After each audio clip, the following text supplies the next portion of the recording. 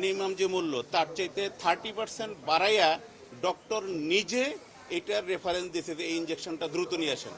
2,50,000 টাকার উনি বলছে ভ্যালু, অথচ এই ইঞ্জেকশন বাজারে কিনতে পাওয়া যায় টোটাল প্যাকেজ 2,20,000 এবং সেটা 3 দিন ধরে ইউজ করতে হবে।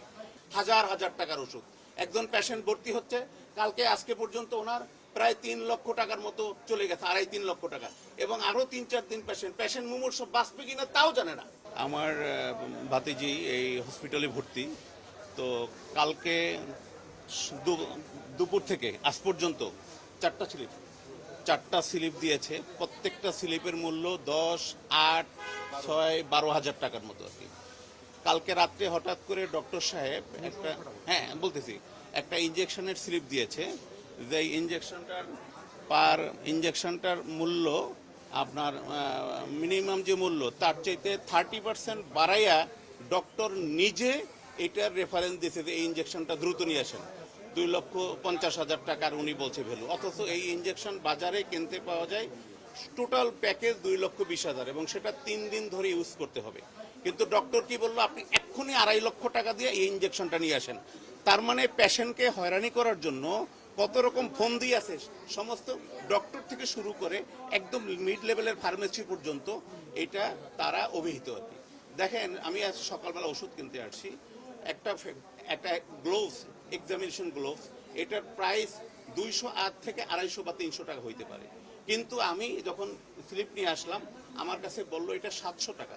আমার অসঙ্গতি মনে হলো। আমি ওনাকে বললাম যে আপনি আমাকে গভর্নমেন্ট অ্যাপ্রুভাল দেন বা প্রাইস দেন, গভর্নমেন্ট আমি এই অ্যাপ্রুভাল পাইছি 700 টাকা।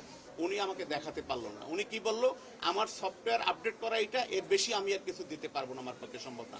এখন আমার কাছে যে কর্তৃপক্ষের কাছে রিকোয়েস্ট যে এর ব্যাপারে এই ফার্মেসি বলেন, এই হসপিটাল বলেন, এই ডক্টর বলেন, তাদের প্রতি বিনীতভাবে অনুরোধ করছি গভর্নমেন্ট যারা কর্তৃপক্ষ আছে এই জিনিসগুলো দেখার জন্য।